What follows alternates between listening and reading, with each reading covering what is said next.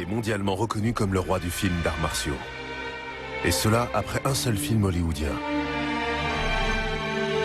Il est mort jeune, à peine 32 ans, mais est devenu la plus grande star de cinéma de l'histoire et a marqué la culture populaire comme personne avant lui.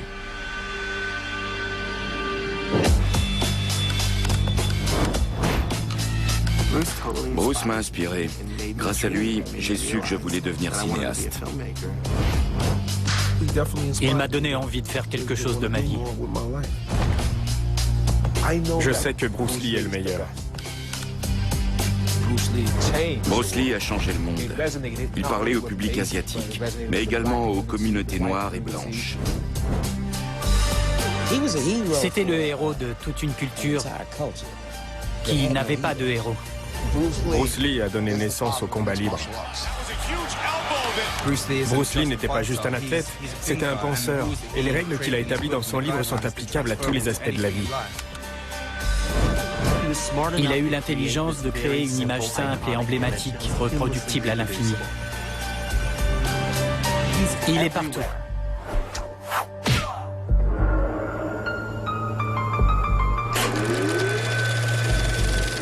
We need emotional content.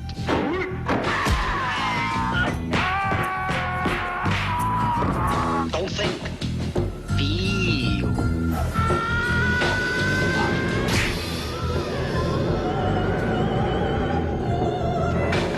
That's it.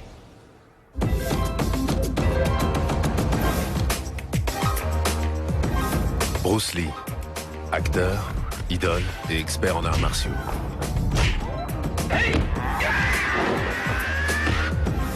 Un homme capable de réaliser des tours de force surhumains inégalés, tels ses pompes sur 2 doigts ou son coup fatal appelé le coup de poing sans recul.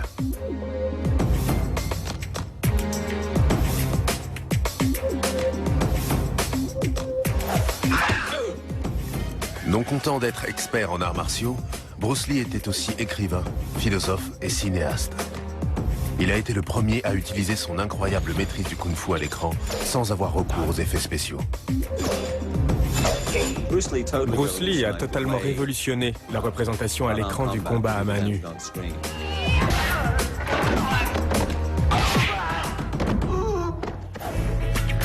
Mais il ne verra jamais l'impact qu'il a eu sur le monde. Il est mort soudainement à Hong Kong, à tout juste 32 ans et avec seulement 4 films de kung-fu à son actif. Son plus gros succès, Opération Dragon, est sorti en salle le 19 août 1973, 4 semaines après sa mort. Le succès du film a été immédiat, donnant naissance à une superstar dont l'influence allait changer le monde. Nombreux sont ceux qui ont découvert la star asiatique grâce à Opération Dragon. Le film a marqué les esprits profondément et durablement. Il a influencé et inspiré les gens à travers le monde, dont le rappeur LL Cool J. Quand je l'ai vu à l'écran pour la première fois, je l'ai trouvé électrisant. Il avait beaucoup de charisme. On était transportés. Sa façon de bouger était très fluide, féline. Je trouvais tout ça passionnant. Il s'exprimait à travers le mouvement, la posture, les attitudes et les regards. Il y avait même des scènes où il n'avait pas besoin de dire un mot. LL Cool J est le premier rappeur à avoir sorti 10 albums consécutifs sacrés disques de platine. Il s'est ensuite tourné vers la comédie et a joué dans plus d'une trentaine de films.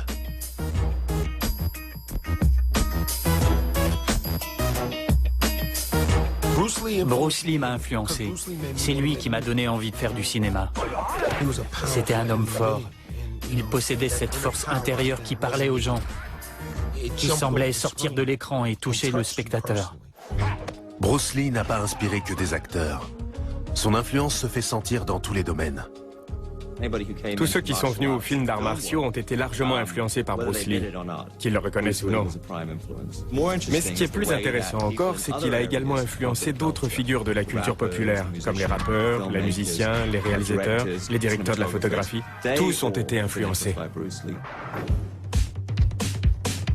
Pour Brett Ratner, Bruce Lee a été la plus grande source d'inspiration. Ce cinéaste hollywoodien a réalisé 8 films qui ont rapporté 1,5 milliard de dollars. Il est avant tout connu pour la trilogie Rush Hour avec Jackie Chan et Chris Tucker. Le premier film de Bruce Lee que j'ai vu a été Opération Dragon. Je suis devenu complètement obsédé par ce film. Je crois que c'est celui que j'ai le plus vu et revu de toute ma vie. Il m'a totalement sidéré. Bruce Lee avait une image si unique et un style si bien à lui qu'il a rendu les combats divertissants. Il a rendu ça amusant. Il a rendu ça spectaculaire. Il a rendu ça émouvant. L'acteur Eddie Griffin a découvert Bruce Lee pour la première fois avec son deuxième film, La Fureur de vaincre. Sorti en 1973, le film a été tourné en chinois et doublé en anglais.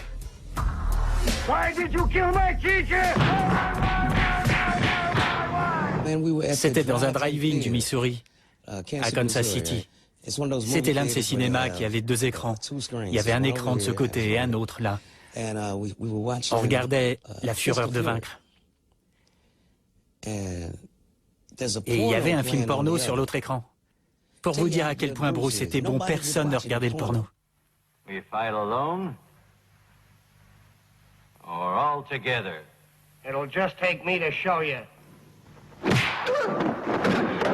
On était sciés, on est sorti de là et tout le monde a commencé à imiter Bruce Lee.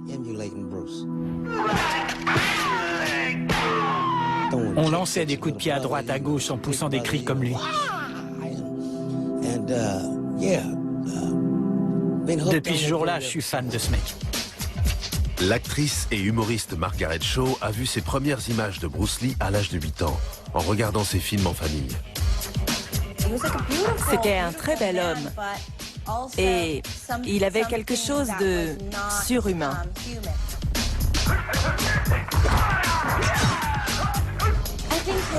Personnellement, il m'a énormément influencé.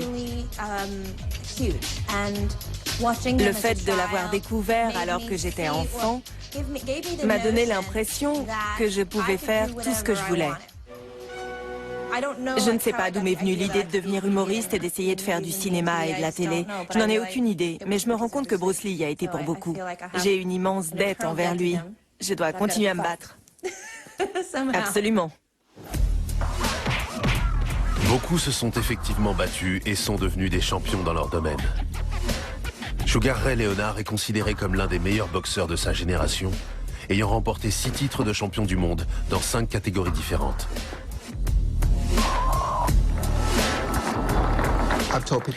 J'ai dit à des gens tout autour du globe que Bruce Lee était l'une de mes idoles. Principalement parce qu'il avait une grande force mentale, qu'il en voulait, et qu'avec lui, ça se passait plus intérieurement que physiquement. Le plus intéressant, c'est de rencontrer des gens, comme Carlos Santana, qu'on n'imaginerait pas fan de Bruce Lee, et qui pourtant l'adore. Il est venu à Hong Kong et a tout de suite demandé où est le mémorial de Bruce Lee. Je veux aller rendre hommage à l'esprit de Bruce Lee. Son influence est omniprésente, je le constate sans arrêt. Sportifs, acteurs, artistes et musiciens disent avoir été influencés par Bruce Lee. Mais comment Lee Siu Lang, gamin fluet des mauvais quartiers de Hong Kong, est-il devenu une idole planétaire du nom de Bruce Lee? Et pourquoi, 35 ans après sa mort, est-il plus populaire et influent que jamais?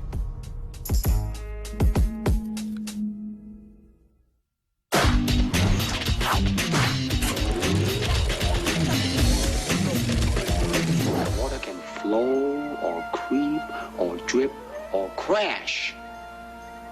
Be water, my friend. La philosophie de Bruce Lee a trouvé des disciples inattendus dans les villes européennes. Voici le free running, l'art de s'exprimer en se déplaçant dans le paysage urbain.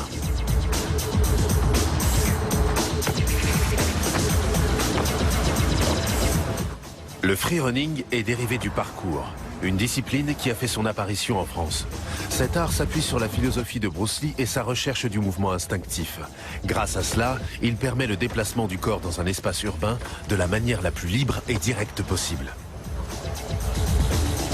Le but ultime du freerunning est la fluidité. Les mouvements doivent couler. Bruce Lee a dit qu'il fallait bouger comme l'eau, couler comme l'eau pour s'adapter à n'importe quelle situation. On ne s'arrête jamais devant un obstacle. On continue et on trouve un moyen de le contourner. Bruce Lee a énormément influencé le parcours et le freerunning avec sa philosophie. Ces deux arts ont aussi une dimension philosophique. Ce n'est pas que du mouvement. Il y a une méthode, une manière d'évaluer, de neutraliser les obstacles, une certaine sensibilité face à ce qui vous entoure.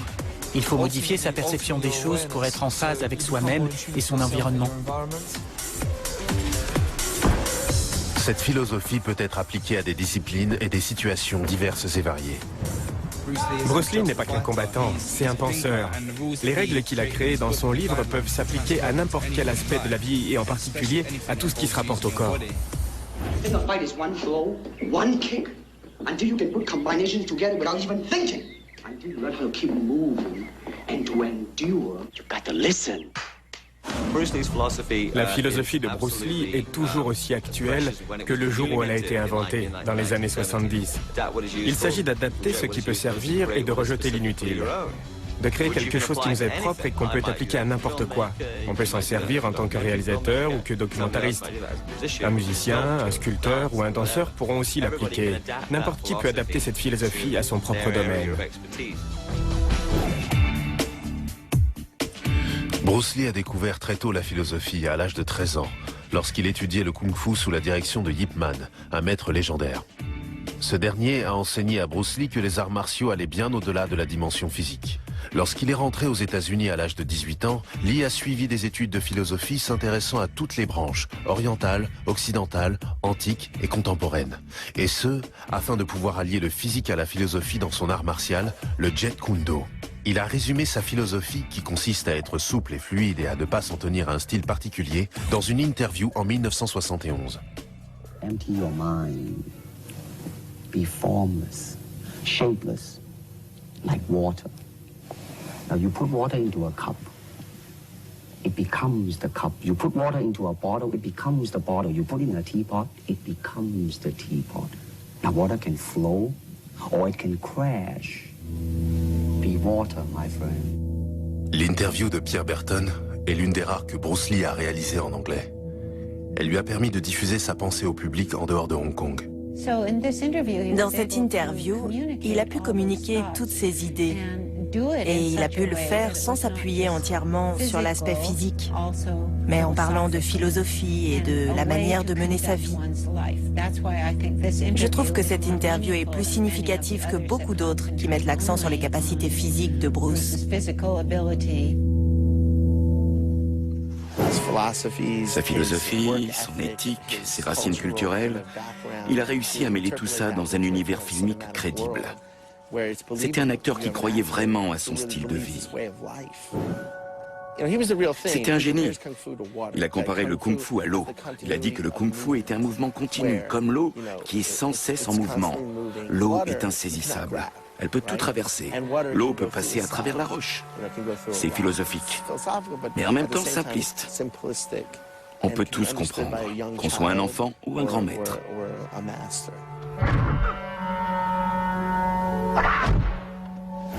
On peut voir la philosophie de Bruce Lee expliquée dans son livre Le Tao du Jeet Kune Do, dans quelques-unes de ses premières apparitions télévisées où il incorporait ses enseignements au scénario. You must free your ambitious mind and learn the art of dying. Il a cité le Hagakure, le livre secret des samouraïs. Apprendre à perdre, apprendre à mourir, c'est se libérer de la mort. C'était incroyable de trouver ce genre d'informations, cette philosophie-là, dans un programme télé américain grand public. Il a changé la philosophie en la modernisant et en la popularisant. Il s'est emparé de la notion de développement personnel des années avant que le concept ne se répande. Il a montré que la philosophie pouvait entrer dans la vie quotidienne. Bruce Lee avait sa propre philosophie. Il s'agissait de se trouver et, à mon sens, de s'exprimer avec honnêteté et sans aucune prétention. Être véritablement soi-même est difficile sans essayer de se faire mousser. Son but était d'être et rien d'autre.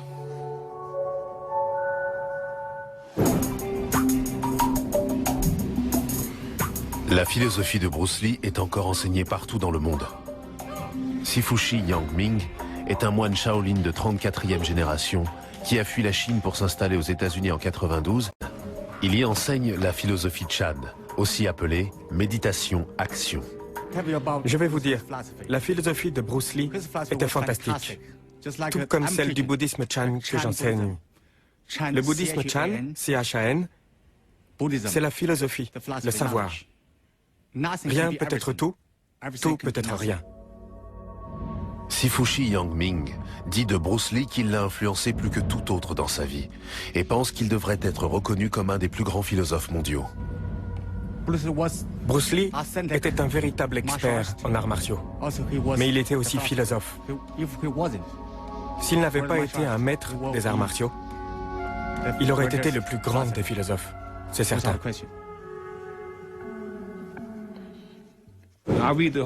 Il m'arrive de lire la Bible et le Coran. On y parle de prophètes majeurs et de prophètes mineurs. On connaît tous les prophètes majeurs. Moïse, Jésus, Abraham, Mahomet. Selon moi, Bruce Lee était un prophète mineur. Vous voyez, il a beaucoup apporté aux arts martiaux et à la culture américaine. Il a fait beaucoup pour la culture asiatique dans la société américaine. Et il l'a fait accepter par tous. Ça, c'est digne d'un prophète. La philosophie de Bruce Lee a été adoptée par des personnes évoluant dans divers domaines. Sa conviction que le succès dérive du dévouement et de la connaissance de soi a concouru à faire de lui la première superstar asiatique et à changer l'image des Asiatiques en Occident.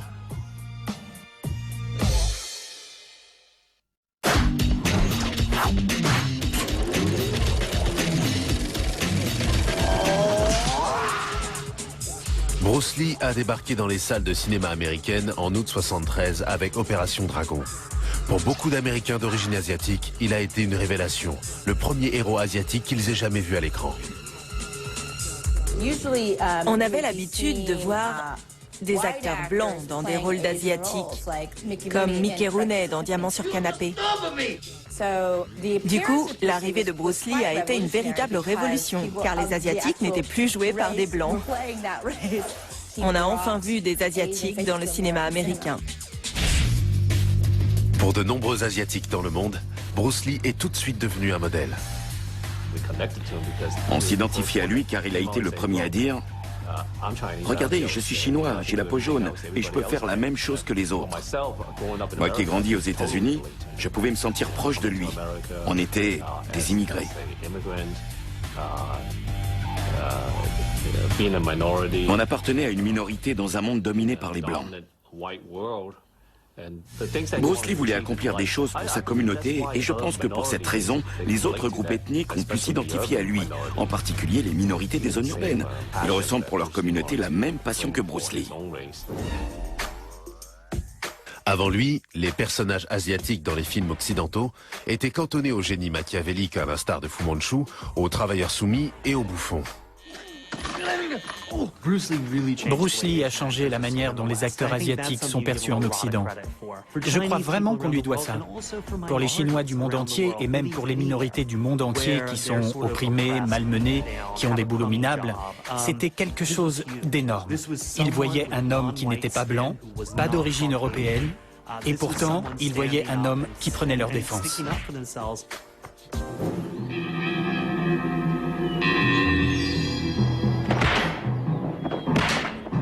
Il n'y avait pas que les Asiatiques pour s'identifier à ce nouveau héros non blanc. Il était le héros de toute une culture qui n'avait pas de héros.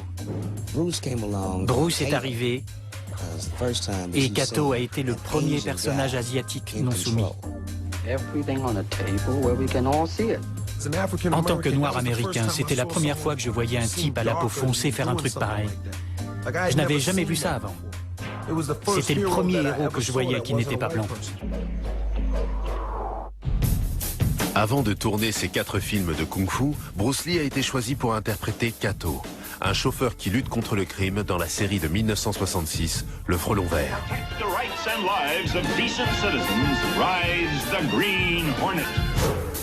Il a obtenu le rôle après avoir été repéré dans un tournoi de karaté en Californie. Ce bout d'essai filmé l'a conduit à son premier rôle à la télévision américaine. Pour Bruce Lee, ce fut également la première occasion de montrer sa technique de kung-fu à l'écran.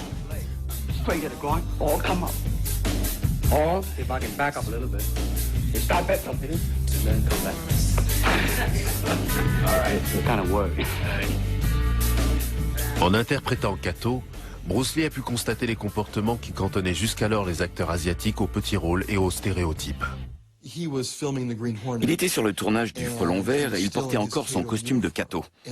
Les producteurs sont sortis et lui ont lancé « Toi là, où est ta voiture? Il faut que tu ailles chercher cette actrice tout de suite. » Bruce Lee a répondu « Pardon, toi là ?» Et Sordis, qui était actrice, leur a dit « Vous savez à qui vous parlez? C'est Bruce Lee. Il joue Kato dans le Frelon Vert. » Et ils l'ont ignoré comme un moins que rien. Ça reflète bien la mentalité de l'époque. Un Asiatique en uniforme de chauffeur, c'est forcément un serviteur. Ce que Bruce Lee a ensuite dit à Sordis Brandt était très révélateur de sa philosophie. Sordis lui a demandé si ça ne le dérangeait pas, et Bruce a répondu « Si ça me dérangeait, je ne serais pas Bruce Lee. » Mais il était bel et bien Bruce Lee. Et en quelques apparitions télévisées, il a changé à jamais la représentation des Asiatiques à l'écran. Un homme, pas tout un groupe, mais un seul homme, a réussi à changer l'image des Chinois et à la faire passer du petit binoclard aux dents en avant, qui était souvent comptable, à celle d'un combattant philosophe, celle d'un guerrier pacifique.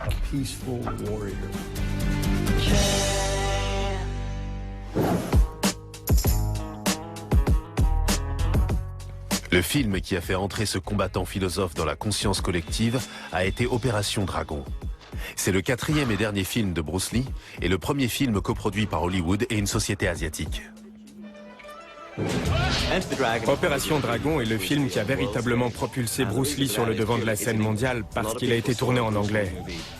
Beaucoup de gens ont pu voir un film de Bruce Lee alors qu'ils ne l'auraient pas fait autrement.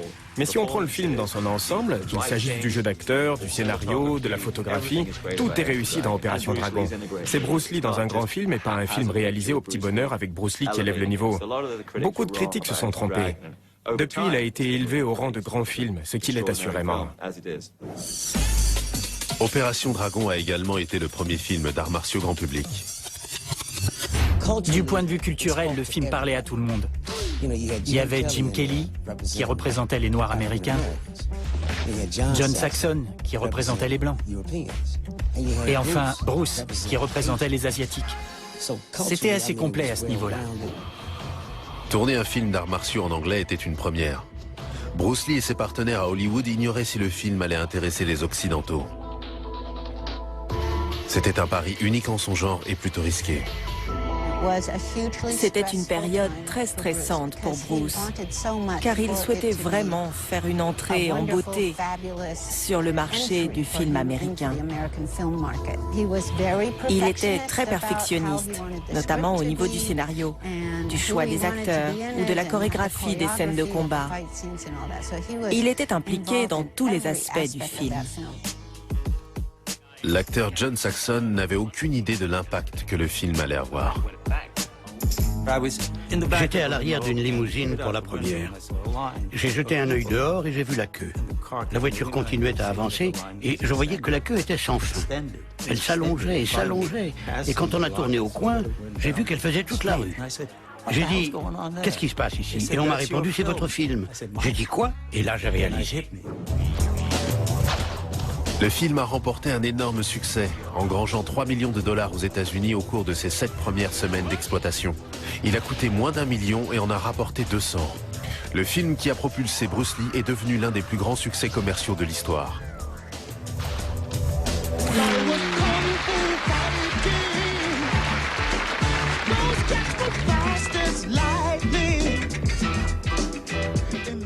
Opération Dragon fut plus qu'un succès financier. C'est devenu un phénomène culturel. Lors de sa sortie en 1973, il a déclenché un engouement pour une nouvelle forme d'arts martiaux appelée Kung Fu en cantonais, mais connue de tous comme le Kung Fu. Après Opération Dragon, tout le monde voulait être Bruce Lee. Et les salles d'arts martiaux poussaient comme des champignons. Sur la côte est des États-Unis, sur la côte ouest, partout dans le monde, tout le monde voulait être Bruce Lee. Voilà ce qu'il recherchait. Voilà ce qu'il voulait être.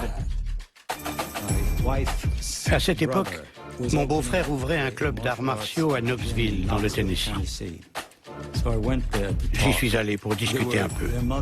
Il y avait des mères avec des garçons et des filles de 5 ans, et les mères m'amenaient ses enfants en leur disant « C'est Monsieur Saxon, il a joué dans ce film. » Et je disais « Oui, c'est ça. » « C'est ta mère qui t'a fait venir ici ?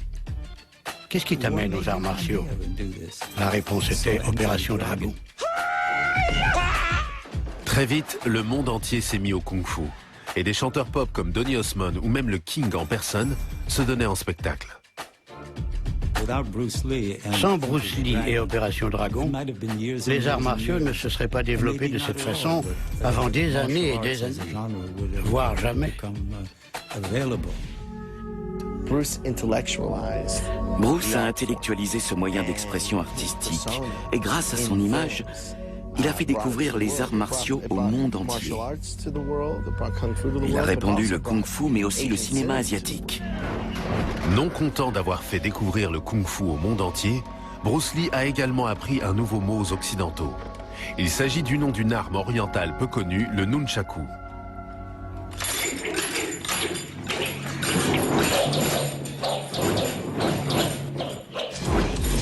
Son utilisation et sa maîtrise des armes, c'était quelque chose. On voyait bien qu'il n'y avait pas de trucage, ce n'était pas une illusion d'optique. Il devait sûrement passer des heures et des heures à s'entraîner avec son nunchaku. Il clignait à peine des yeux. Il était totalement maître de son arme et de son art. On aurait presque dit qu'il faisait du breakdance avec le nunchaku, quand il roulait à terre et qu'il frappait les chevilles de ses adversaires.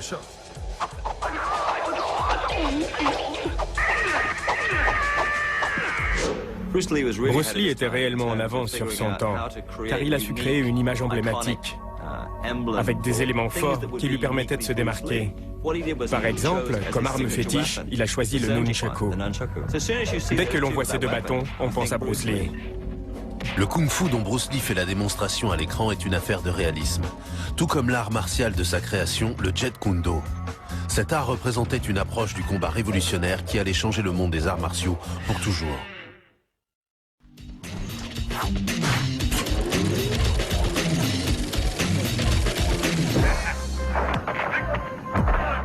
Bruce Lee ne s'est pas contenté de populariser les arts martiaux. Il est allé jusqu'à les réinventer en créant sa propre discipline, le Jeet Kune Do, qui est pratiqué ici à Hong Kong. Le Jeet Kune Do, c'est l'art d'intercepter les coups. Bruce Lee a en fait expliqué que le Jeet Kune Do, c'est l'art de se battre sans se battre. Ça signifie que si on ne permet pas à son adversaire d'engager le combat, il n'y aura pas de combat. Et c'est la technique suprême. Le but ultime de Bruce Lee était de neutraliser son adversaire avant que celui-ci n'ait eu le temps de l'attaquer. Et ce, par n'importe quel moyen.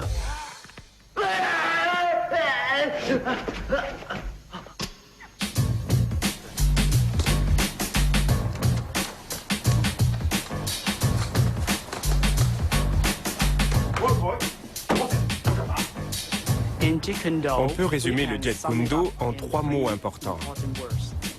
Simple, direct et non classique. Simple signifie qu'on opte pour des techniques simples. On n'ajoute rien, mais on retire. Moins on est technique, meilleur on est. Direct signifie qu'on ne s'éparpille pas, mais qu'on va droit à l'essentiel.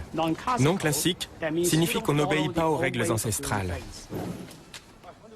C'est un concept simple, mais Bruce Lee a mis des années à en développer la théorie.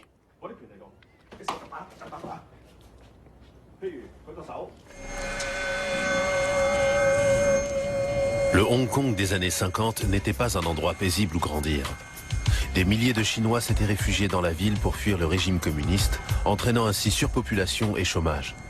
Les jeunes s'organisaient en bandes pour se protéger et défendre leur territoire, et le jeune Bruce Lee ne faisait pas exception. Bien qu'issu d'une famille relativement aisée, Bruce Lee prenait souvent part aux bagarres entre bandes rivales. Il y avait un clan opposé à un autre. D'un côté, il y avait le clan Wing Chun et de l'autre, le clan Choi Lee Foot. Il y avait beaucoup d'affrontements dans les rues. Bruce Lee était très sûr de lui et il avait conscience de savoir se battre. Les face-à-face d'Ang Sao étaient monnaie courante. Il s'agissait de combats sur les toits et Bruce y participait. Suite à une défaite, Bruce Lee a décidé d'apprendre un art martial qui pourrait lui servir dans la vie. Il a commencé par l'apprentissage du Wing Chun et à son arrivée à Seattle en 1959, il était devenu un professeur compétent. Taki Kimura fut l'un des premiers élèves de Bruce Lee, ainsi qu'un de ses plus proches amis. Ce jeune homme de 18 ans était une sacrée terreur sur le plan athlétique. C'était un champion de cha-cha-cha à Hong Kong. Son frère était champion d'escrime. Alors il s'est pris de passion pour l'escrime et bien sûr il se battait beaucoup dans la rue. Du coup il était plutôt doué en boxe. À son arrivée aux États-Unis, ce type était un athlète complet. Taki Kimura faisait partie d'un petit groupe de disciples dévoués auquel Bruce Lee a commencé à enseigner à Seattle. Parmi les premiers élèves se trouvait sa future femme, Linda.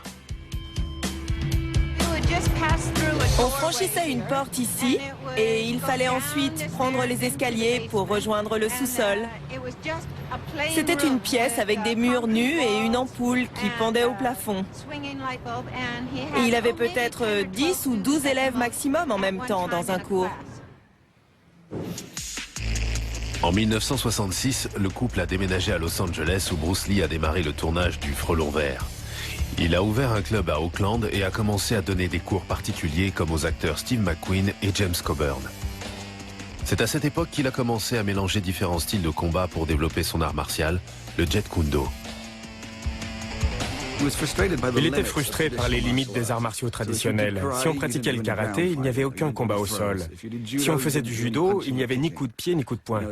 Et avec le kung-fu, il fallait respecter les postures, frapper d'une certaine manière, enchaîner certains gestes.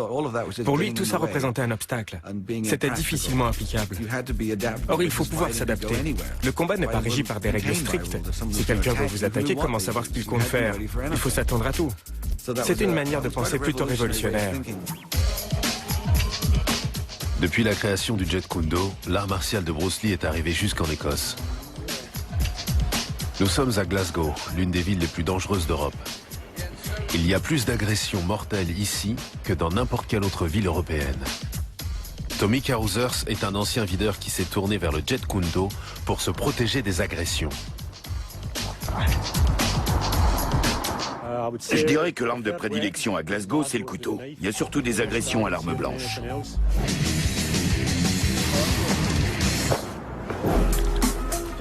Tommy a été formé par le dernier élève particulier de Bruce Lee, Ted Wong. Depuis qu'il s'est mis au Jeet Kune Do, il est devenu un des meilleurs de la discipline et l'une des rares personnes au monde qualifiées pour l'enseigner. Il s'en sert pour former ses élèves à l'autodéfense, leur permettant ainsi d'utiliser le Jeet Kune Do pour se protéger dans la rue. On tente vraiment de maîtriser cet art et de l'appliquer à de vraies situations, parce que les types viennent ici pour apprendre à se battre. Tommy Carousers nous livre la clé du Jeet Kune Do. C'est sa simplicité qui rend cette pratique utile en cas de bagarre. Dans certains arts martiaux, une prise de bras suppose toute une série de mouvements compliqués, mais pas en Jeet Kune Do. Avec les arts martiaux traditionnels, aller du point A au point B semble interminable. On pourrait vous en montrer plein d'exemples. Si on prend l'idée de Bruce Lee, tout est basé sur la manière la plus directe d'agir, en fonction du positionnement de ses mains et de ses pieds par rapport à l'adversaire. Dans cette situation, parce que ma jambe est proche de son genou, je sens que l'entrejambe est une cible facile. S'il m'attrape, je peux le contrer comme ça. Je pourrais aussi répliquer comme ça. Ah, on a aussi le coup de poing. Alors que le Jeet Kune Do a révolutionné le monde des arts martiaux, le rapport de Bruce Lee à la santé et au fitness allait changer à jamais la préparation physique de nombreux athlètes.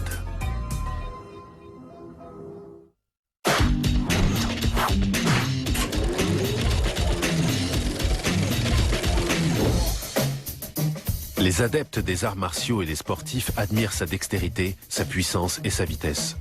Quant aux philosophes, ils le respectent pour avoir comblé le fossé philosophique séparant l'Orient de l'Occident. Mais ici, au Club Gold de Venice Beach, en Californie, un autre groupe de personnes tient Bruce Lee en haute estime. Il s'agit des bodybuilders.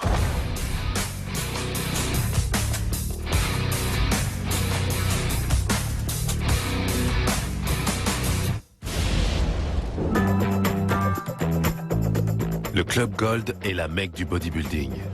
C'est ici que s'entraînait Arnold Schwarzenegger et c'est ici que de nombreux champions du monde de la discipline viennent sculpter leur corps. Flex Wheeler est l'un des bodybuilders les plus talentueux de sa génération. Il a remporté de nombreux titres avant de prendre sa retraite en 2002. Il y a deux attributs physiques pour lesquels Bruce Lee était connu. Le premier, c'est ses abdominaux. Il avait des abdos extraordinaires. Et il y avait aussi son dos fantastique. En bodybuilding, on appelle ça un sapin de Noël. Avoir un dos dessiné comme ça à son époque était totalement nouveau. C'était du jamais vu. D'autres sommités du bodybuilding comme Lou Ferrigno, Lee Haney, Dorian Yates ou encore le grand Schwarzenegger ont dit tout l'impact que le physique de Bruce Lee a eu sur eux. Un nombre impressionnant de bodybuilders professionnels sont fans de Bruce Lee. Et c'est surtout pour ses abdominaux. Il avait des abdos légendaires, très dessinés et un muscle grand dentelé incroyable. C'est une chose que les bodybuilders admirent. Il a transformé le bodybuilding. Quand il a débarqué, il était l'un des premiers partisans de la définition par opposition à la seule corpulence. Si on regarde les champions de l'époque, ils étaient tous énormes. C'est vraiment lui qui a introduit l'idée de symétrie, de définition. Les corps sculptés sont devenus à la mode. C'est grâce à lui que pour la première fois, c'est devenu un objectif. Il a inspiré les bodybuilders, mais il n'a pas hésité à utiliser leur technique dans ses propres entraînements. Il a été précurseur dans de nombreux domaines, que ce soit au niveau du régime alimentaire ou de l'entraînement. À ma connaissance, c'est le premier adepte des arts martiaux à avoir inclus des exercices propres au bodybuilding dans son entraînement. À l'époque, et même encore aujourd'hui, ceux qui pratiquaient les arts martiaux pensaient que la musculation allait réduire leur capacité à enchaîner les coups et les ralentir. Je pense que Bruce Lee a changé tout ça en ajustant la musculation à son sport et en faisant les gestes adaptés. Son entraînement visait à améliorer ses performances au combat. C'est à la suite d'un combat à San Francisco en 1965 que Bruce Lee s'est mis à la musculation. Il venait de commencer à enseigner le kung-fu. Lorsqu'un adepte de cet art a su que Bruce Lee entraînait des Occidentaux, il l'a provoqué en duel. Linda Lee, alors enceinte, a assisté au combat. Ça a duré environ 3 minutes. Bruce a mis son adversaire à terre et lui a demandé « Tu abandonnes ? Tu abandonnes ?» L'homme a répondu « J'abandonne ». On est rentré à San Francisco. Mais Bruce s'en voulait terriblement de ne pas l'avoir dominé en moins de 3 minutes.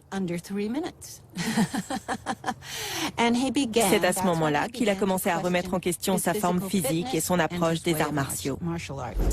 Bruce Lee a décidé de repenser à la fois sa technique de combat et sa méthode d'entraînement. Il a entamé un programme intensif de préparation physique. Il avait un programme pour chaque jour. Il faisait de l'aérobic, du vélo d'appartement. Il courait, il sautait à la corde. Tout ça pour se mettre en condition. Après, il faisait 1 milliard d'abdos. Il avait des abdos magnifiques, une vraie tablette de chocolat.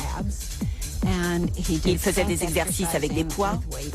C'était un entraînement très spécifique. Il lisait même des livres sur la kinésiologie pour savoir comment développer son corps.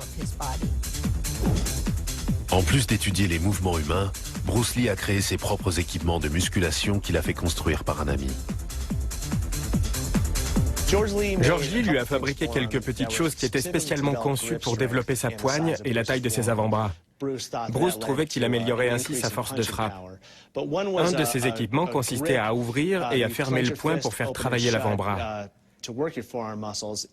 Ça ressemblait beaucoup à ce qu'on peut voir aujourd'hui dans les magasins de sport. L'entraînement de Bruce Lee l'a aidé à atteindre le sommet de l'endurance, de la vitesse et de l'agilité. Il lui a permis de réaliser des tours de force surhumains, comme les pompes sur 2 doigts que l'on voit ici sur de rares images d'archives tournées lors d'un tournoi de karaté en 67. Il a également perfectionné un coup à la fois rapide et puissant, le coup de poing sans recul. Ce type était sans doute l'homme le plus rapide que j'ai jamais vu. Il était très puissant. Prenez le coup de poing sans recul. Il vous balançait à l'autre bout de la pièce. La rapidité de Lee était légendaire. Même ralenti 4 fois, son coup reste difficile à filmer. Il pouvait se tenir à 1,50 m de quelqu'un, bondir vers lui pour lui mettre une petite tape et revenir à sa position initiale sans que l'autre ait eu le temps de bouger. Et à chaque fois, le type disait « Attendez, j'étais pas prêt, recommencez ». Il recommençait 2 ou 3 fois et l'autre disait « Ah la vache, je peux pas suivre ». Je crois que beaucoup de la vitesse de Bruce Lee venait d'abord de sa préparation physique, de sa force et de la manière dont son corps fonctionnait. Il se préoccupait énormément de ses muscles striés. Le coup de poing sans recul qu'il a développé est l'une des frappes les plus rapides et est encore utilisée aujourd'hui. Bien sûr, c'est passé dans la boxe. Sa force de frappe a été saluée par les meilleurs boxeurs du monde. Ce qui était extraordinaire chez Bruce Lee, c'était sa capacité à générer autant de vitesse dans ses coups de poing. Et il mobilisait son corps pour ses coups de poing courts. Il savait d'où le coup devait partir pour gagner en force, car il comprenait les mécanismes du corps humain. Bruce Lee ne s'est pas contenté de faire travailler ses muscles. Il s'est également inquiété du carburant qui alimentait son moteur. Il a commencé à tester des boissons hyperprotéinées qu'il préparait lui-même et qu'il agrémentait de ginseng, de gelée royale et de vitamines. Il était connu pour prendre des vitamines, des minéraux et d'autres compléments. Il devait aller chercher tous ces ingrédients et les mélanger, alors qu'aujourd'hui, on trouve des compléments alimentaires tout prêts en magasin. On a incorporé au bodybuilding beaucoup de choses qu'il faisait déjà à l'époque. Sa consommation de boissons hyperprotéinées était révolutionnaire et a choqué quelques collègues de Bruce Lee lors de son séjour à Hong Kong. À l'époque, quand on n'était pas en train de tourner des films, on allait chez lui. Il nous montrait qu'il mangeait du bœuf cru, qu'il faisait venir des États-Unis. Il mettait la viande crue dans un mixeur, il ajoutait du lait, 7 œufs, et ensuite il avalait le tout. C'était terrifiant, c'était démentiel.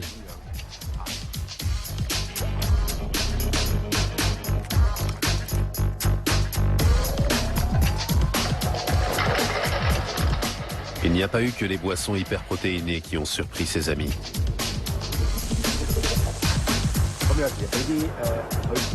Parfois, il utilisait un courant électrique. Il était fou.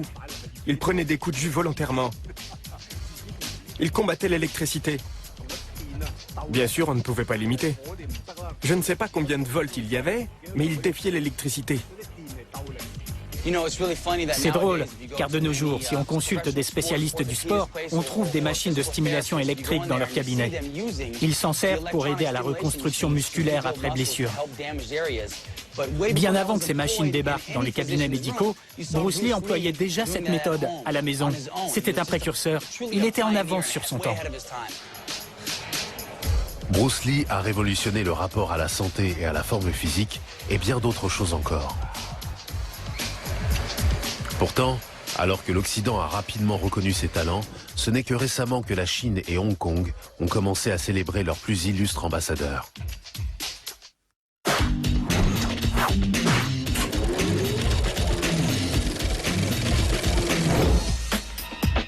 Cela fait plus de 35 ans que l'homme, considéré par tous comme le roi des films d'arts martiaux, est mort, après seulement 4 films de kung-fu.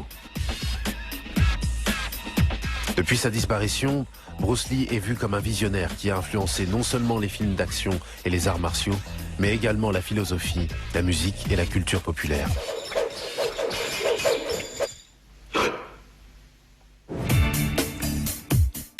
Presque 50 ans après le retour de Bruce Lee à Hong Kong pour le tournage de son premier film, sa fille Shannon rentre au pays.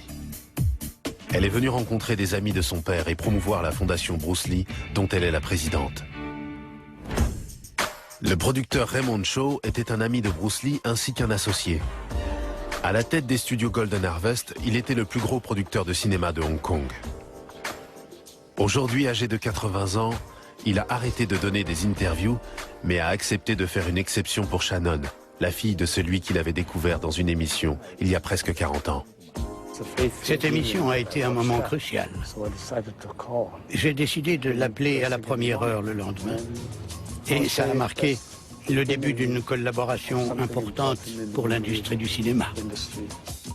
Bruce Lee a fait évoluer le rapport de force entre studio et acteurs en négociant lui-même ses contrats et en s'impliquant dans l'écriture, la production, la réalisation et la chorégraphie de ses films.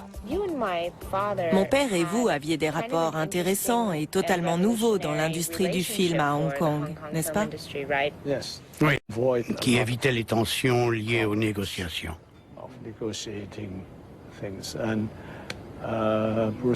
Bruce et moi, nous étions très proches. Il ne voulait pas ça et moi non plus. Big Boss a marqué la première collaboration entre les deux hommes. Le film traite des difficultés de la communauté chinoise à Bangkok.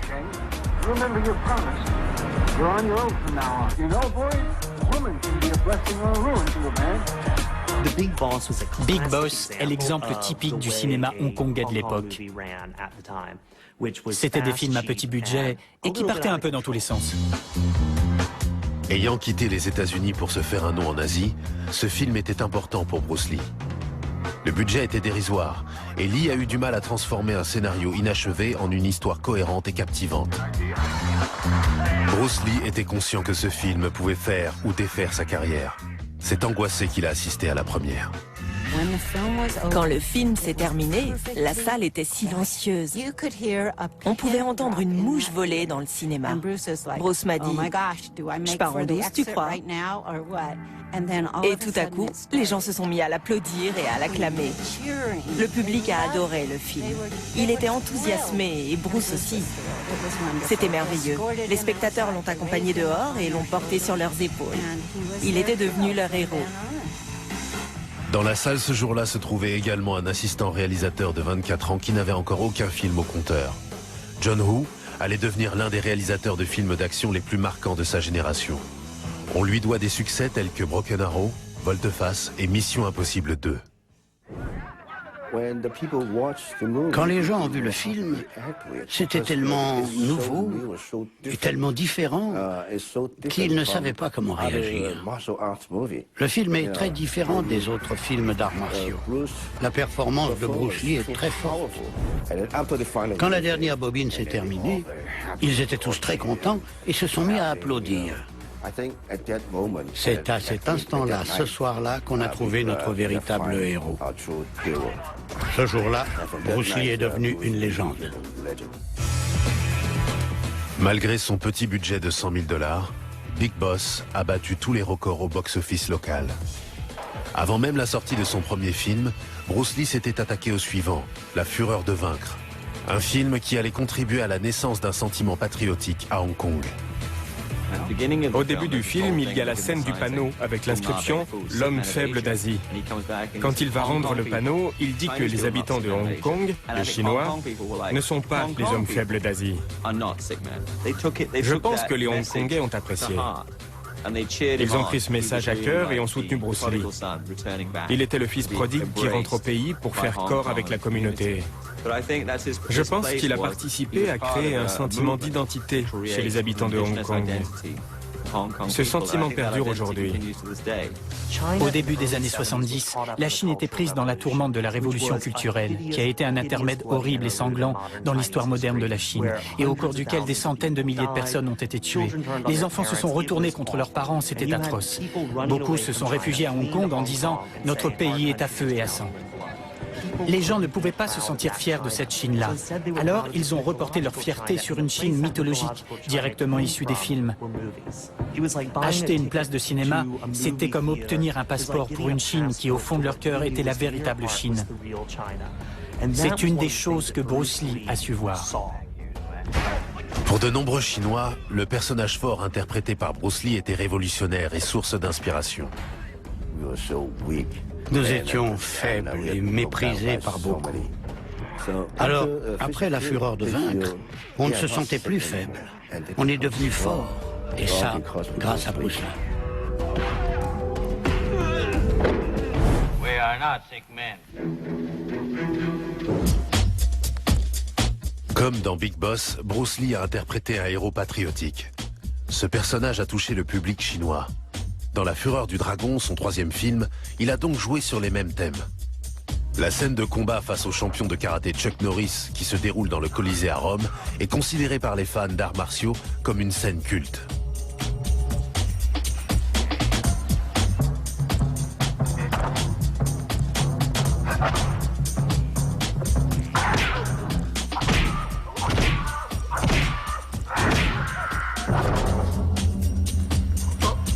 Une fois de plus, Bruce Lee a joué un Chinois honnête et discret, triomphant d'un adversaire qui n'est pas chinois.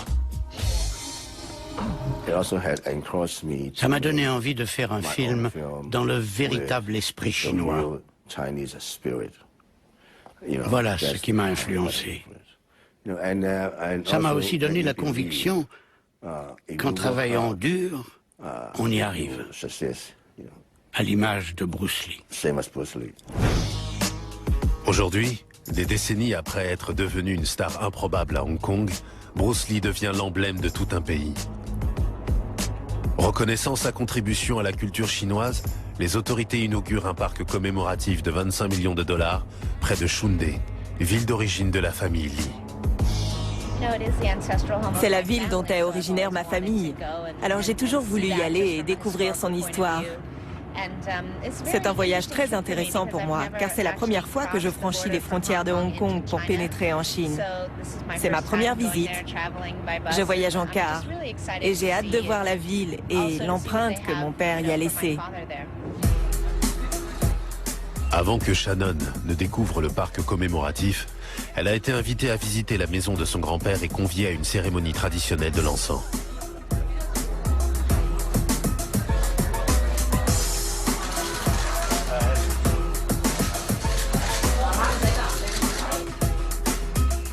La nouvelle de l'arrivée de Shannon s'est répandue et toute la ville est venue l'accueillir. Merci beaucoup. Il y a même un sosie de Bruce Lee qui manie les nunchakus.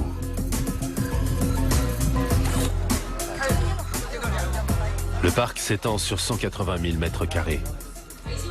En plus d'un musée, il abritera une statue de Bruce Lee de 18 mètres de haut. Des décennies durant, le gouvernement chinois a interdit les films de Bruce Lee. Maintenant que l'attitude à l'égard de la libre entreprise et de l'individualisme s'est adoucie, les autorités ont compris que Bruce Lee était l'emblème idéal d'une Chine nouvelle. Son esprit est le même que celui du peuple chinois et il se résume ainsi. Ne jamais s'avouer vaincu, ne pas céder et continuer l'effort. Ces valeurs sont mises en avant en Chine aujourd'hui. Le musée fera certainement des émules à Hong Kong où on projette de transformer l'ancienne demeure de Bruce Lee en musée. Bruce a emménagé dans cette maison en 71 et y a vécu jusqu'à sa mort en 73. Shannon y retourne pour la première fois. J'ai vécu ici de l'âge de 2 ans à l'âge de 4 ans. J'en avais un souvenir très différent. Ça ressemblait davantage à une maison et il y avait une pelouse. Ça a changé, mais ça me rappelle des souvenirs de me retrouver ici. Yu Panglin, un milliardaire qui a fait fortune dans l'immobilier, est un des philanthropes chinois les plus généreux. Il a accepté de faire don de la maison au gouvernement à condition de pouvoir agrandir le bâtiment et y inclure un cinéma, des boutiques et une bibliothèque. Je trouve que c'est approprié. Mon père, même s'il est né aux États-Unis, a grandi ici. Sa famille a vécu ici. Shunde n'est pas loin. C'est parfaitement naturel qu'il y ait un musée dans les parages. Mais vous savez, Hong Kong est une ville en ébullition. Un autre symbole du changement d'attitude de la Chine envers Bruce Lee accompagne ce projet de musée. La diffusion d'une série de 50 épisodes sur la chaîne officielle intitulée « La légende de Bruce Lee ».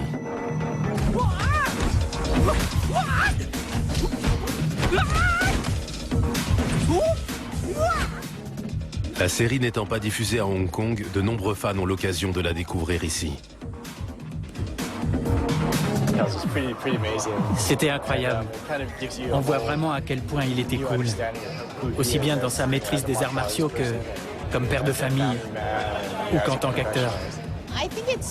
Je trouve incroyable que la Chine rende hommage à mon père de cette manière. Il considère que mon père a influencé le monde. Il a comblé le fossé entre l'Asie et l'Occident, en quelque sorte, et il l'a fait il y a 35 ans. Et maintenant, la Chine le célèbre aux yeux du monde entier. Je pense que le gouvernement le voit comme une métaphore du pays et il s'empare de son image. La Chine aura mis 35 ans à reconnaître le plus célèbre de ses enfants.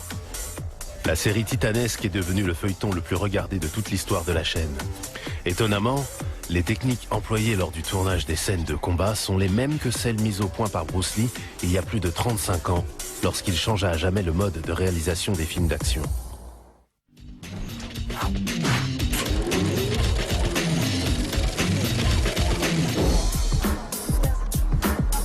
Hong Kong est resté la capitale mondiale du film d'action de nombreuses années. Bruce Lee est revenu ici en 70 pour tourner ses 4 films de kung-fu. Il a révolutionné la façon de filmer les scènes de combat.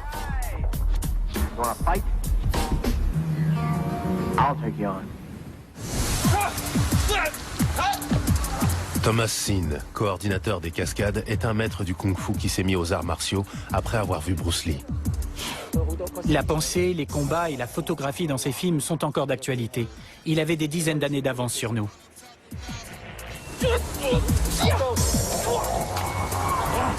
Aujourd'hui, il utilise des câbles dans son travail. Les cascadeurs sont tractés par des câbles, ce qui donne l'impression qu'ils volent. Cette technique est utilisée dans le cinéma hongkongais depuis près de 50 ans. L'illustration la plus connue en est Tigre et Dragon.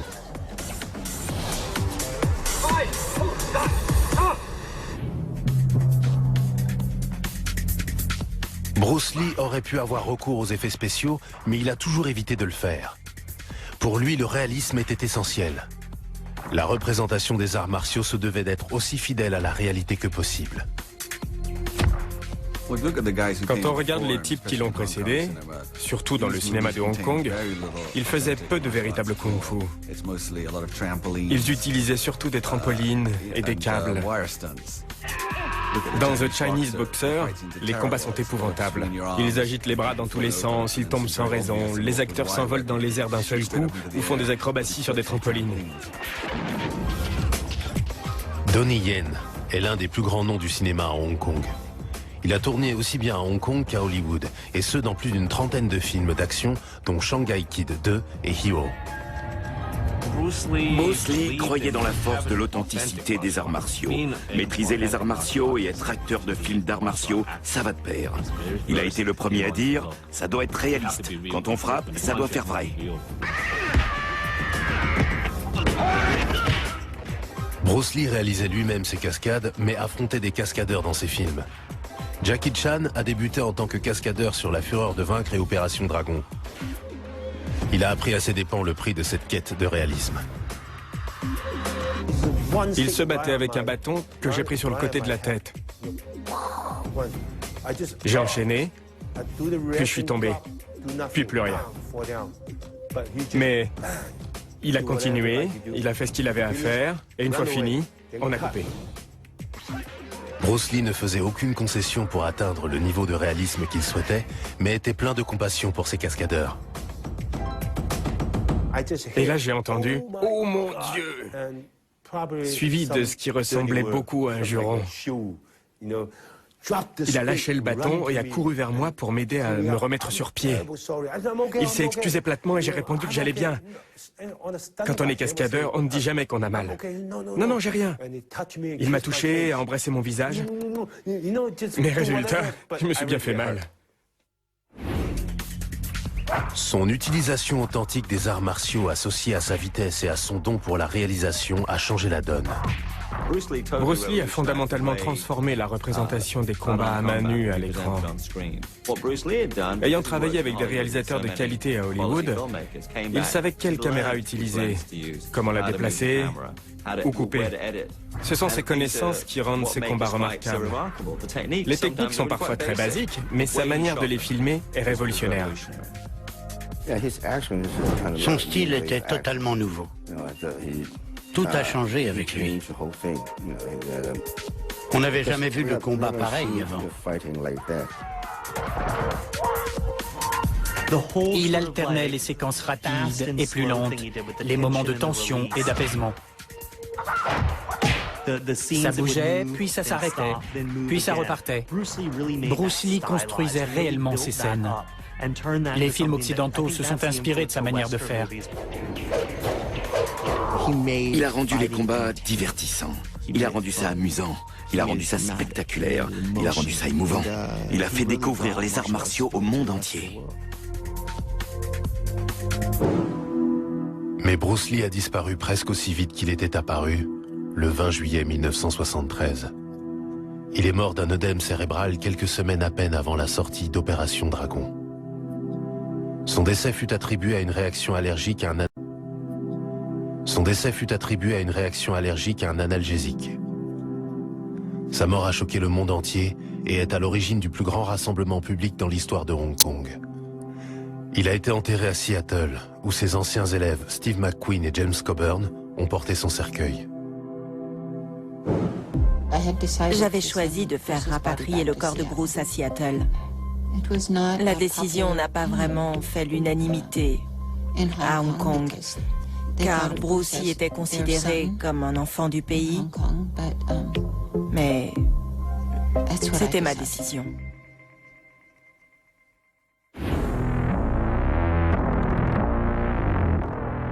La disparition soudaine de Bruce Lee a laissé un grand vide, le public n'ayant pas eu son compte d'image de la nouvelle star asiatique. Toute une série de sosies ont débarqué, donnant ainsi naissance à un nouveau genre baptisé Bruceploitation. La Bruceploitation a battu son plein après sa mort, dans les années 70, car les producteurs hongkongais cherchaient désespérément une nouvelle vache à lait. Juste après sa mort, on a eu droit à Bruce Lao, Bruce Intel, Bruce ceci, Bruce Jackson le Californien, il y avait des Bruce partout. Mais il était unique. Il existe bien 50 ou 100 films qui mettent Bruce Lee au générique, alors qu'on n'y voit pas l'ombre de Bruce Lee. Il doit bien y avoir plus d'une douzaine d'acteurs asiatiques qui se sont fait rebaptiser Bruce Lee par des producteurs. Et ce sans même le savoir, vu que les films étaient tournés à Hong Kong puis envoyés dans le reste du monde. Bruce Lee travaillait à son 5e film, intitulé Le Jeu de la mort, au moment de sa disparition. Il avait tourné 11 minutes et 7 secondes d'une scène dans une pagode où il affronte 3 combattants au style différent. Ce que Bruce Lee voulait montrer avec Le Jeu de la mort, c'était comment réagir face à des formes de combat différentes. C'était un combattant cherchant à dominer 3 styles différents. Pour arriver à vaincre ses adversaires, il fallait être polyvalent. On ne peut pas avoir la même approche face à des techniques différentes. Ces séquences ont posé un problème majeur au studio. Comment finir le film sans Bruce Lee ? Des années s'étaient écoulées. Bruce était décédé, mais le studio Golden Harvest voulait exploiter les quelques séquences du Jeu de la mort. Je crois qu'ils ont fait 2 films et qu'ils ont assemblé des images d'un autre acteur et des images de Bruce, puis des images d'encore un autre acteur. On voit bien que c'est du bricolage. Ce film est une plaisanterie, on dirait un gag. Les tentatives pour donner l'illusion qu'il s'agit de Bruce sont ridicules.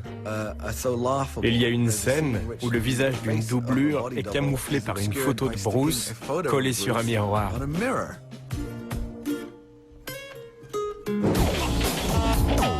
Parmi les nombreux imitateurs de Bruce qui ont émergé après sa mort, quelques-uns ont tiré leur épingle du jeu et ont su exprimer un talent qui leur était propre. Les 2 qui y sont le mieux parvenus étaient d'anciens cascadeurs, issus de l'Académie d'études du théâtre chinois, Sammo Hung et Jackie Chan. Celui qui a géré ça le plus intelligemment, c'est Jackie Chan.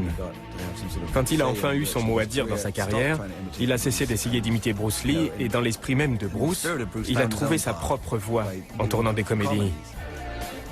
Jackie Chan est le plus grand nom du film de kung-fu derrière Bruce Lee. L'acteur qu'on croise à présent davantage à Pékin qu'à Hollywood a lutté pour ne pas être étiqueté comme le nouveau Bruce Lee. Personne ne peut être Bruce Lee. Il n'y a qu'un seul Bruce Lee. Mais tous les réalisateurs de films d'arts martiaux veulent que leur acteur devienne le nouveau Bruce Lee et qu'ils se battent de la même manière. Aucun acteur ne peut les satisfaire. Le public sait qu'il est le meilleur. Bruce Lee est le meilleur. Jackie a joué dans plus de 100 films, mais il est avant tout connu pour son rôle aux côtés de Chris Tucker dans la trilogie Rush Hour. Il y joue un rôle très différent de Bruce Lee. Bruce Lee est très fort. Il est bâti en acier. Personne ne peut le battre. Moi, je veux être le challenger. Tout le monde peut me battre. Quand Bruce Lee envoie un coup comme ça, moi je donne le même coup de poing, mais je souffre. Je veux être humain. Lee a ouvert la porte à des stars de films d'action comme Jackie Chan, mais a aussi été une source d'inspiration pour beaucoup d'autres. J'ai fait un film appelé Profession Profiler et j'avais une scène où je devais me déplacer comme ça, arme à la main, dans le noir, à travers un complexe militaire.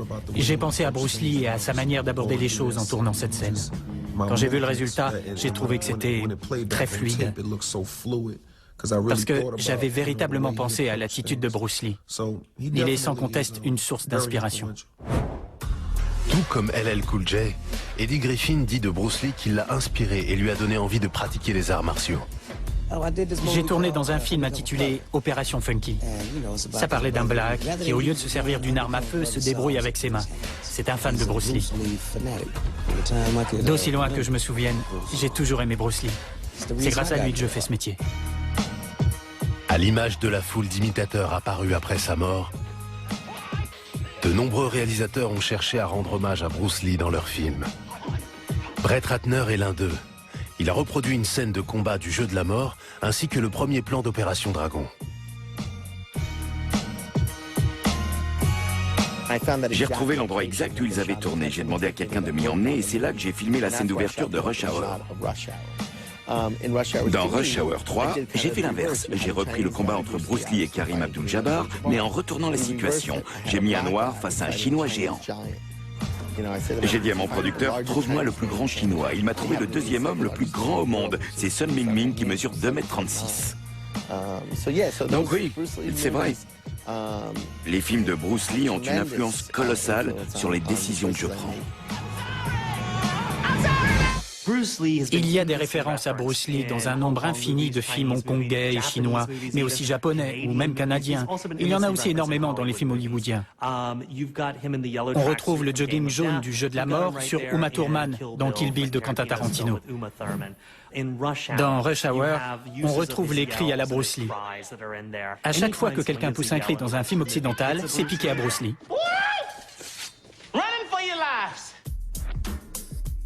Bruce Lee a poussé de nombreux réalisateurs et acteurs à se lancer dans le cinéma. Il a beau n'avoir tourné que 4 films, son influence se fait encore sentir aujourd'hui. Il a laissé un profond héritage derrière lui, car il a mis le cinéma d'action asiatique sur la scène mondiale. Dans son sillon, on trouve des succès comme Tigre et Dragon, Matrix, les films de Jackie Chan ou de Jet Li, et tous les autres. Ces films n'auraient pas existé sans Bruce Lee. Bruce Lee a changé l'industrie du cinéma, la philosophie, les arts martiaux et le fitness, mais il a également eu un réel impact sur d'autres formes d'art et a influencé des musiciens du monde entier.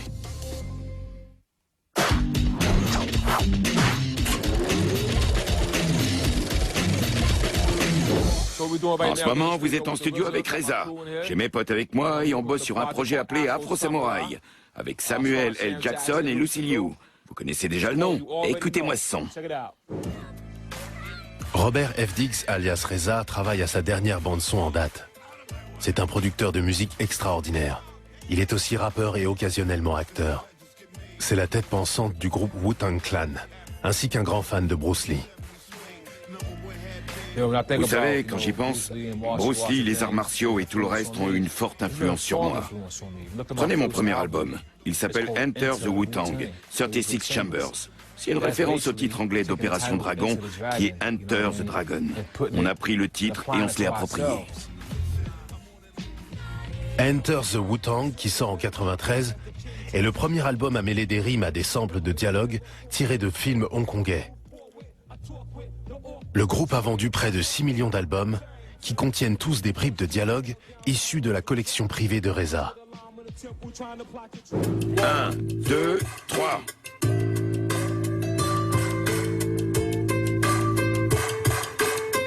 On a ajoute du piano.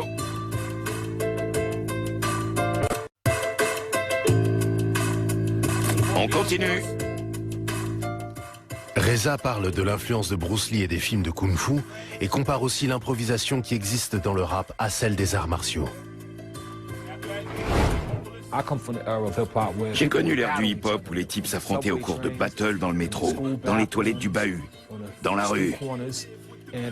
C'était presque une forme d'art martial. Ça s'y rapproche parce que la fluidité est essentielle dans les deux cas. On se bat avec une arme lyrique et on tente de vaincre son adversaire en sortant un truc spirituel.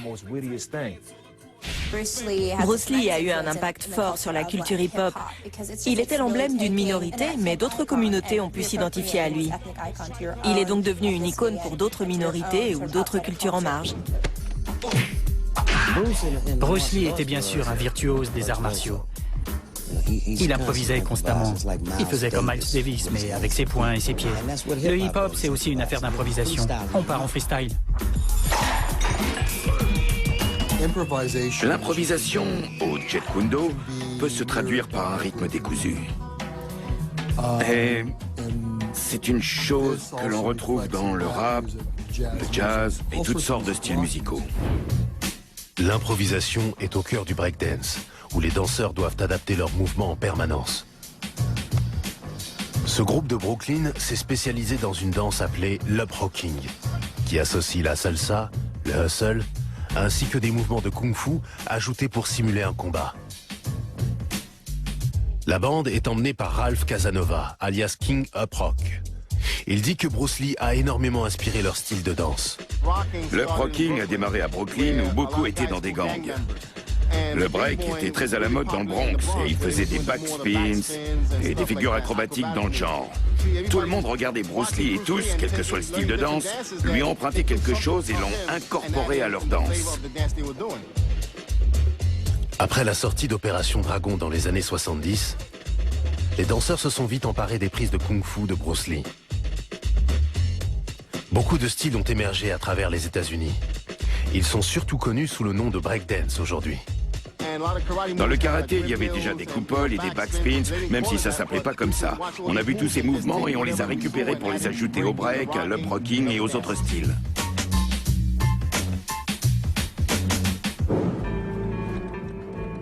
Derrière la musique du film qui a inspiré ces danseurs, on trouve le compositeur Lalo Schifrin. Outre Opération Dragon, il a reçu 6 nominations aux Oscars pour des classiques comme Mission Impossible, Luc la main froide, Bullitt et l'Inspecteur Harry. Il pense qu'il y a des points communs entre son approche de la composition et l'approche qu'avait Bruce Lee de son art martial. Il m'a dit, les arts martiaux sont nés en Inde il y a 5000 ans. C'était une tradition et j'ai brisé les traditions. J'ai répondu, vous savez quoi? On a quelque chose en commun.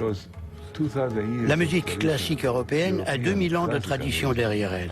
Je l'ai étudiée et j'ai brisé les règles. J'ai brisé les traditions. Alors ça nous fait un point commun. Et il était très content. La bande originale d'Opération Dragon s'est vendue à plus d'1 demi-million d'exemplaires, valant ainsi un disque d'or à Lalo Schifrin. La musique a inspiré le réalisateur Brett Ratner, qui s'était juré d'engager Lalo pour composer la BO de son premier film. J'ai eu l'idée de travailler avec Lalo à cause de la musique d'Opération Dragon et de la façon dont il a utilisé la voix et les cris de Bruce. Il a mélangé des instruments chinois et du groove. Si on y réfléchit, ce thème, c'est l'association d'une musique asiatique et d'un son urbain et black. C'est ce qui m'a donné l'idée de faire Rush Hour. Comme Brett Ratner, un grand réalisateur américain, Quentin Tarantino, s'est inspiré de Bruce Lee. Pour la bande originale de son film Kill Bill, il a engagé Reza pour bénéficier de sa vaste connaissance des films de Bruce Lee. Composer la musique de Kill Bill a été une grande chance pour moi. Je suis producteur de hip-hop et M. Tarantino est fan des Wu-Tang. Je suis le premier compositeur qu'il ait jamais engagé. Ça a été une rencontre toute simple entre deux potes qui parlent de films de kung-fu et qui se battent pour savoir qui en sait le plus. À l'instar de Reza, Damon Albarn du groupe Gorillaz a découvert Bruce Lee très jeune et a été bluffé. Son groupe a vendu plus de 15 millions d'albums et son dernier projet, un opéra mêlé de cirque intitulé Monkey Journey to the West, a fait le tour du monde.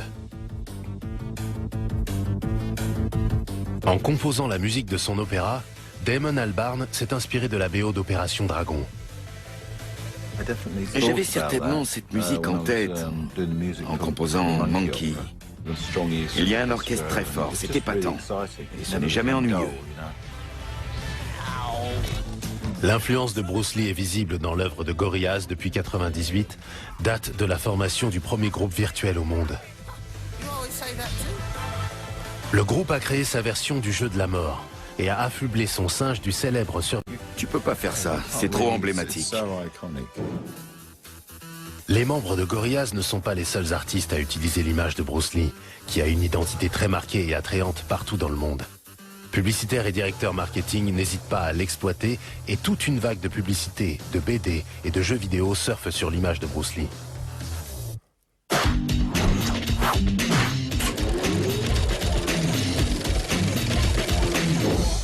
Quand Bruce Lee a percé au début des années 70, il avait un look et une attitude bien à lui. C'était un super-héros plus vrai que nature et imbattable. Stan Lee est la tête pensante de Marvel. On lui doit des centaines de super-héros, dont Spider-Man, l'incroyable Hulk et les X-Men. Il a immédiatement décelé le potentiel d'une bande dessinée inspirée de Bruce Lee. C'était en quelque sorte un super-héros sans costume. Et ses super-pouvoirs étaient son agilité et sa manière de se battre qui était totalement inédite. Un an après la sortie d'Opération Dragon, Marvel a créé le personnage d'Iron Fist basé sur Bruce Lee. D'autres personnages inspirés de Bruce Lee ont suivi, dont Shang-Chi ou Deadly Hands of Kung Fu. Je suis à peu près certain que l'on n'aurait pas eu l'idée de cette BD s'il n'y avait pas eu Bruce Lee. Je pense que tous les personnages qui pratiquaient les arts martiaux trouvaient leur origine chez Bruce Lee. Car il a été le premier à introduire ce genre de combat et cette philosophie en Occident. Avec l'avènement des jeux vidéo dans les années 80, les concepteurs se sont rués sur les caractéristiques de Bruce Lee qui avaient si bien marché dans les BD. En 84, le jeu vidéo Bruce Lee est sorti, suivi de toute une flopée. Parmi ces jeux, Dragon, The Bruce Lee Story, Quest of the Dragon et bien d'autres encore s'inspirant du roi des arts martiaux. Il y a vraiment une chose que l'on doit à Bruce Lee, et c'est sa contribution aux jeux d'arts martiaux. Il n'y a pas un seul jeu vidéo de combat qui n'ait pas son personnage, Bruce Lee. Ça remonte même à Street Fighter et à Mortal Kombat. Mortal Kombat était le plus gros jeu d'arcade à sortir. Et qui ont-ils mis dedans? Eh bien Liu Kang, qui était le portrait de Bruce Lee, cris et petits sautillements inclus. Ralph Lamche est producteur de jeux vidéo pour un géant de la télécommunication. Quand sa société a voulu développer un jeu d'arts martiaux pour sa nouvelle plateforme, elle s'est tournée vers Ralph. J'adore Bruce Lee. C'est lui qui a inspiré ce jeu. J'avais toujours voulu créer un jeu d'arts martiaux pour faire quelque chose à la Bruce Lee. Transposer le dynamisme et le style de Bruce Lee dans un jeu n'est pas une mince affaire. Afin d'obtenir la simulation de combat la plus réaliste possible, Ralph a opté pour la capture des mouvements, une technique qui consiste à filmer un mouvement humain et à le recréer ensuite sur ordinateur. Au terme d'une recherche étendue, Ralph a trouvé l'homme qui, d'après lui, pouvait le mieux rendre la vitesse et le style de Bruce Lee. Un entraîneur de Jeet Kune Do de Glasgow, nommé Tommy Carousers. C'est le meilleur combattant de Jeet Kune Do dans le monde. Sa vitesse, sa puissance, sa précision sont inégalées. J'adore le voir à l'œuvre.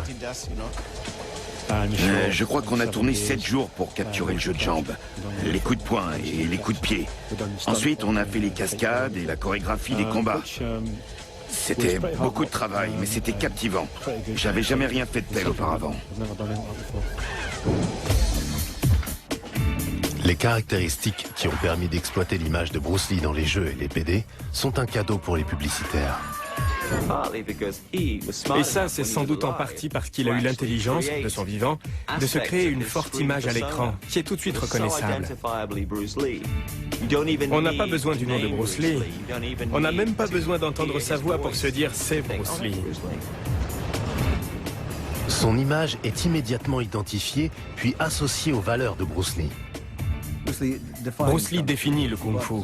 Si on veut représenter la puissance, l'allure, la vitesse, la force, Bruce Lee est un excellent raccourci. Ce qu'on essaie de nous vendre, c'est l'image de la perfection. Si on nous montre un type qui est excellent, le produit présenté l'est forcément. Je comprends qu'il l'utilise. L'image de Bruce Lee peut représenter une foule de choses. Il possédait de nombreuses caractéristiques qui peuvent être synonymes de pureté, de bonnes conditions physiques, de confiance en soi, de vitesse ou même de tragédie. Harry Merkin dirige une agence de publicité à New York. C'est l'un des directeurs de création les plus récompensés au monde, mais aussi un grand fan de Bruce Lee. Il s'en inspire régulièrement dans ses publicités. Bruce Lee m'a énormément marqué. Créer, c'est sortir ce qu'on a à l'intérieur en quelque sorte. Et donc les choses qui nous ont influencés, les images qui nous sont restées à l'esprit. Bruce Lee et tout ce que j'ai vu dans ses films me sont restés à l'esprit. L'image de Bruce Lee a été utilisée dans des centaines de publicités tout autour du globe, pour vendre des voitures, des jeans ou des confiseries. C'est drôle. Son image est encore exploitée par les publicitaires aujourd'hui, et ce pour des marques diverses. Ça va des barres de chocolat aux boissons, en passant par les sucreries et bien d'autres produits encore. Bruce Lee fait vendre. Dans cette publicité, un sosie de Bruce Lee se fait attaquer et au lieu de sortir son nunchaku, il opte pour une arme bien moins menaçante.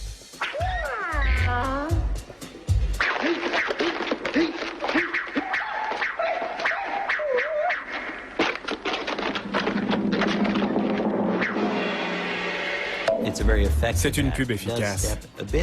Elle s'aventure sur le terrain de la parodie. C'est un hommage à l'homme et à son image, avec le slogan « Un classique, la délicatesse en plus ». Elle reconnaît que ses films sont cultes et de cette manière, elle élève sa marque et elle élève son produit au même rang. Tout le monde y gagne. Cette publicité s'inscrit dans une longue lignée de spots qui détournent l'image de Bruce Lee. C'est devenu acceptable de se moquer gentiment de Bruce Lee. Je ne pense pas que la pub pour du thé glacé où il combat le Karate Kid vexe qui que ce soit. Non, c'est drôle. Brisk baby!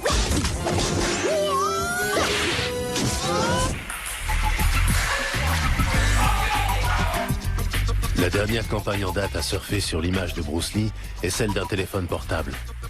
On y voit un sosie jouer au ping-pong avec un nunchaku en guise de raquette. Depuis sa diffusion en Chine, elle a été regardée plus d'1 million de fois sur YouTube.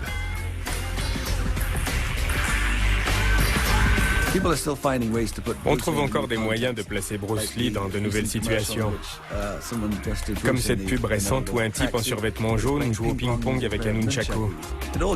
Tout ça participe à la légende à sa façon et fait vivre son image pour la prochaine génération.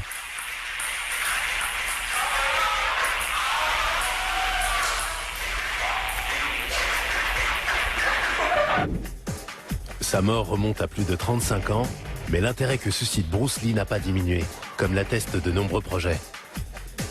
Ceux-ci incluent des remakes du Frelon Vert et du Dernier Dragon, mais aussi une comédie musicale et un film d'animation développé sous la houlette de Stan Lee, avec un Bruce Lee en image de synthèse.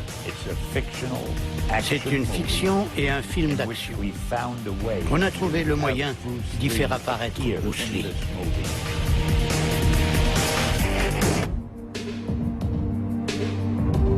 Les fans avaient l'héritage de Bruce Lee à l'esprit quand ils se sont réunis à Seattle pour le 35e anniversaire de sa mort. Il est enterré aux côtés de son fils Brandon, une star montante décédée dans un accident tragique sur le tournage de The Crow. La tombe de Bruce Lee est devenue un lieu de pèlerinage pour ses fans. qui viennent lui rendre hommage par milliers chaque année. Linda et Shannon sont venus célébrer la mémoire d'un acteur dévoué, d'un mari et d'un père. Plus de 400 personnes se sont jointes à elle, certaines ayant fait le voyage depuis Shundé. On est fiers de lui, parce qu'il est chinois. Le week-end est consacré aux enseignements de Bruce Lee et des experts de Jeet Kune Do y font des démonstrations. C'est l'occasion pour Shannon et Linda de discuter de leurs projets, comme l'ouverture à Seattle du premier musée consacré à Bruce Lee sur le sol américain. Voilà le musée Bruce Lee. Elle voulait qu'il représente le mouvement et l'action et qu'il soit en rapport avec la communauté, la recherche, la philosophie, l'éducation et d'autres choses encore. Nous sommes le 20 juillet. C'est l'anniversaire de la mort de Bruce Lee. Et Linda et Shannon, entourés de proches, se rendent sur sa tombe pour lui rendre hommage. Voici la pierre tombale de Bruce. Devant, il y a un livre, et le livre dit « Tu nous inspires et tu continues à nous guider vers la libération. » C'est le chemin qui compte, pas la destination. La mémoire de Bruce Lee est aussi célébrée d'autres manières, avec des statues par exemple, comme celle érigée en Chine et à Los Angeles, qui suivent celles de Hong Kong et de Bosnie, où Bruce a été choisi pour symboliser la lutte contre les clivages ethniques. Un porte-parole y a déclaré « Nous serons toujours musulmans, serbes ou croates, mais nous avons un point commun, Bruce Lee. » L'homme, mondialement reconnu comme le maître des films d'arts martiaux, nous a quittés il y a plus de 35 ans. Cet homme a révolutionné le cinéma, la philosophie, le fitness, la musique et les arts. Il est mort à 32 ans avant de pouvoir constater l'impact de ses films. Cet homme a changé le monde à jamais. Il a eu un impact incroyable. Il a touché la culture populaire en plein cœur, avec le coup droit le plus puissant du monde. Et on est encore sous le choc.